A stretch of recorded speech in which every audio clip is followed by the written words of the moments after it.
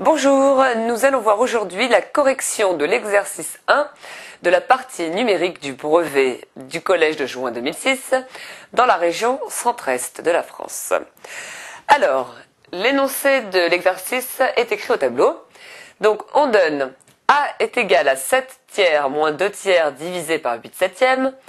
B égale racine de 12 moins 7 tiers moins racine de 75. Et C égale 0,3 fois 10 puissance 2 fois 5 fois 10 puissance moins 3 divisé par 4 fois 10 puissance moins 4. Question 1. Calculer A et donner le résultat sous la forme d'une fraction irréductible. Question 2. Écrire B sous la forme A racine de B, où A est un entier relatif et B un entier naturel le plus petit possible. Question 3. Calculer C et donner son écriture scientifique. Donc là, je vous conseille de faire une pause et d'essayer de faire cet exercice par vous-même et ensuite de revenir à la correction. Alors sinon, donc en ce qui concerne les questions, il est important de bien comprendre chaque mot employé dans la question afin de ne pas faire d'erreur de consigne. Donc question 1, calculer A et donner le résultat sous la forme d'une fraction irréductible. Ça signifie qu'il faut bien comprendre ce que c'est qu'une fraction irréductible. Irréductible, ça signifie donc qu'il ne peut pas être réduite. Donc les chiffres du numérateur et du dénominateur sont les plus petits possibles. Question 2. C'est le mot entier relatif et entier naturel sur lesquels il ne faut pas se tromper. Alors qu'est-ce qu'un entier relatif ? Un nombre entier est un nombre qui ne comporte pas de virgule et relatif signifie que c'est l'ensemble des nombres qui sont positifs ou négatifs. Donc A peut être négatif ou positif. Et B est un entier naturel. Donc B est forcément un nombre positif. Donc ça c'est important parce que ça signifie que si vous trouvez un B négatif, forcément vous avez fait une erreur, donc il faut la retrouver et la corriger. Donc ensuite, calculer C et donner son écriture scientifique. Donc qu'est-ce que c'est une écriture scientifique ? Donc c'est un nombre qui est un seul nombre avant la virgule, suivi d'un certain nombre de chiffres, fois 10, puissance, un nombre. D'accord ? Donc une fois qu'on a bien décortiqué le vocabulaire des questions, on peut se lancer dans les calculs et quand on donnera le résultat final, toujours bien recomparer ce résultat à l'énoncé de la question pour voir si on répond bien à la consigne. Donc tout de suite, nous allons faire la question 1.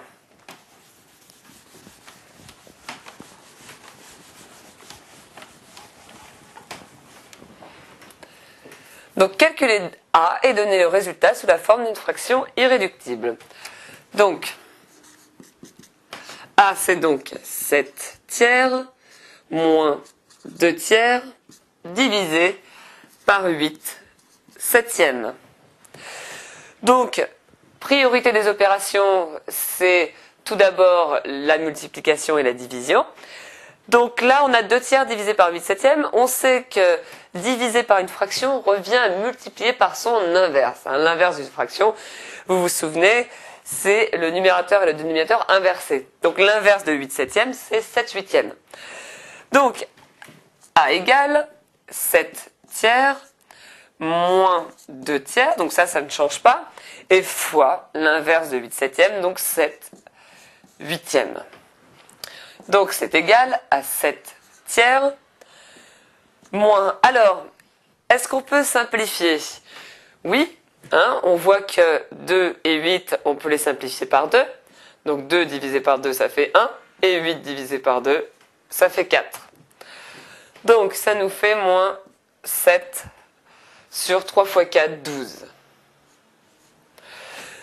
Donc on a 7 tiers moins 7 douzièmes, donc A égale. Donc vous savez que pour additionner ou soustraire des fractions, il faut que ce soit sous le même dénominateur. Donc pour passer à 12, il suffit de multiplier 3 par 4. Donc 3 fois 4, mais on n'a pas le droit de multiplier ou le dénominateur ou le numérateur sans multiplier l'autre par le même nombre. Donc si je multiplie en bas par 4, il faut aussi que le numérateur soit multiplié par 4 pour que la fraction soit conservée. Donc 7 fois 4 sur 3 fois 4, moins 7 douzièmes, égale 7 fois 4, ça nous fait 28, sur 3 fois 4, 12, moins 7 douzièmes, égale 28 moins 7, ça nous fait 21 sur 12. Donc là, vous vous rappelez que on veut le résultat sous la forme d'une fraction irréductible. Donc irréductible, ça veut dire qu'on ne peut pas diviser en haut et en bas par le même nombre. Or là, 21 et 12, on voit que ce sont des multiples de 3. Car 21 égale à 7 fois 3 et 12 est égal à 4 fois 3. Donc on peut barrer les 3, puisque 3 divisé par 3 ça fait 1. Et il nous reste donc 7 quarts. Donc c'est bien en général de réécrire la réponse finale et de l'encadrer. N'oubliez pas que 4 points sont donnés à la présentation, donc ça vaut le coup de faire un petit effort à ce niveau-là. Donc on réécrit A égale 7 quarts, et on peut même donc l'encadrer. Donc voilà pour la question 1. Alors, question 2 maintenant.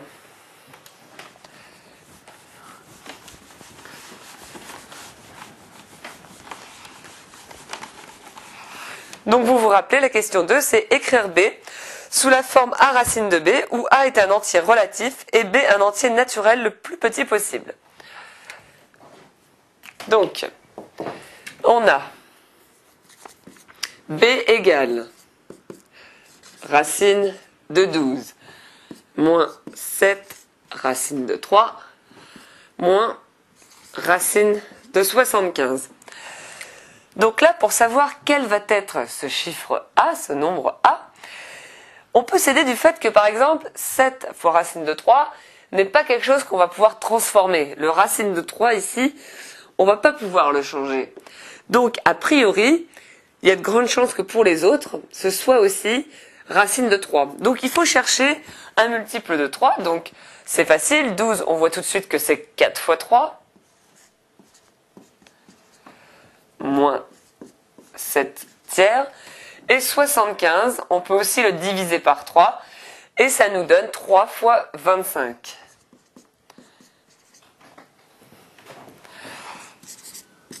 Alors évidemment, ça tombe bien, puisque cet exercice est quand même fait pour que vous puissiez le réaliser.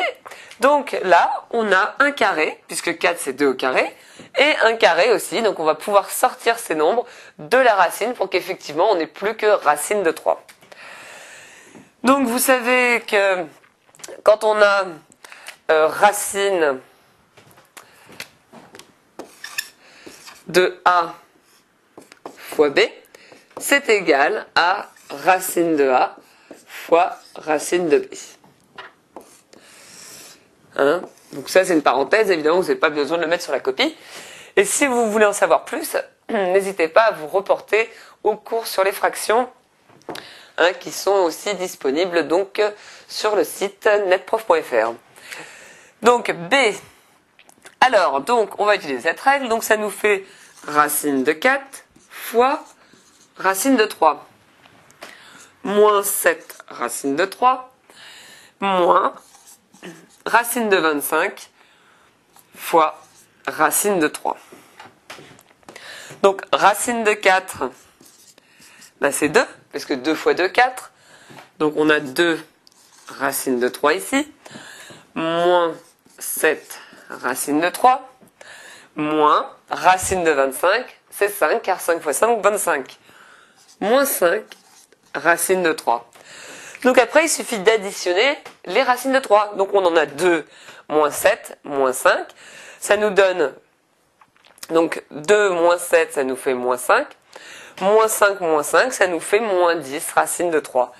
Donc B est égal à moins 10 racine de 3. Alors, est-ce qu'on est bien en train de respecter les consignes? Donc vous vous rappelez,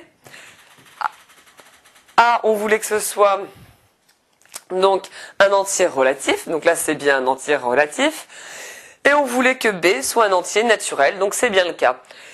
Donc là on ne s'est pas trompé, donc B est bien égal à moins 10 racine de 3.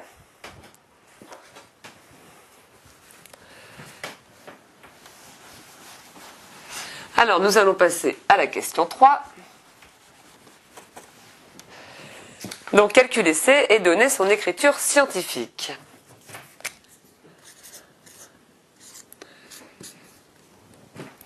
Donc 0,3 fois 10 puissance 2 fois 5 fois 10 puissance moins 3 sur 4 fois 10 puissance moins 4.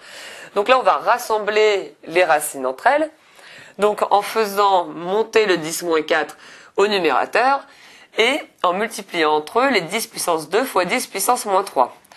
Hein, et les chiffres, on va aussi les laisser entre eux. Donc on a 0,3 fois 5 sur 4 fois 10 puissance. Alors donc vous savez que quand on a 10 puissance n fois 10 puissance m, c'est égal à 10 puissance n plus m.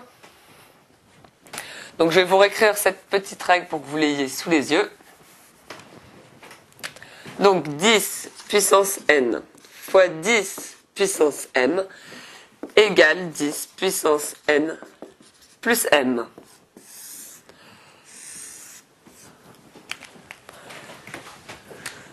Donc là, ça nous fait 10 puissance 2 moins 3. Ensuite, vous connaissez l'autre règle qui consiste à dire que 10 puissance n sur 10 puissance m égale 10 puissance n moins m.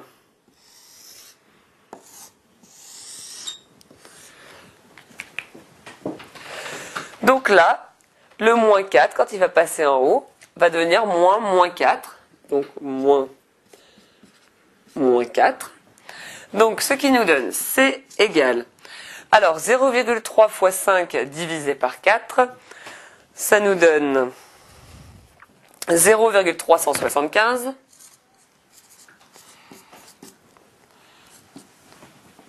fois 10 puissance 2 moins 3 moins 1. Ah oui, donc moins et moins, attention, ça fait plus. Hein. Donc on fait 2 moins 3 moins 1 plus 4. Donc C égale 0,375 fois 10 puissance 3. Donc là, on pourrait très bien s'arrêter là.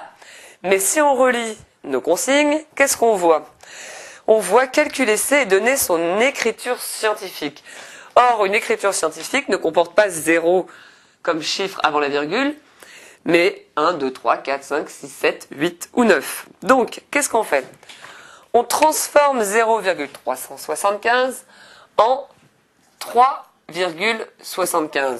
Mais pour que notre écriture reste juste, il faut multiplier 3,75 par une puissance de 10 de façon à ce que ce soit égal à 0,375. Parce qu'on n'a pas le droit de changer les nombres comme ça, comme bon nous semble, sans qu'ils soient égaux. Donc, je multiplie par 10 puissance moins 1. Donc, quand je multiplie 3,75 par 10 puissance moins 1, j'obtiens bien 0,375.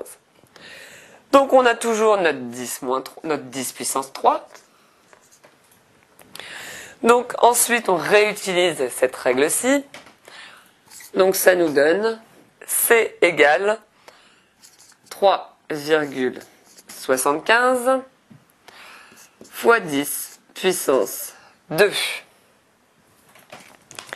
Donc là, on entoure pareil, on encadre son résultat, toujours dans un souci d'avoir une belle présentation. Voilà, donc pour récapituler, on avait A égale à 7 quarts, B égale à moins 10 racine de 3, et C égale à 3,75 fois 10 puissance 2. Donc j'espère que la correction de cet exercice 1 va vous aider à progresser et vous souhaite une bonne continuation. Au revoir.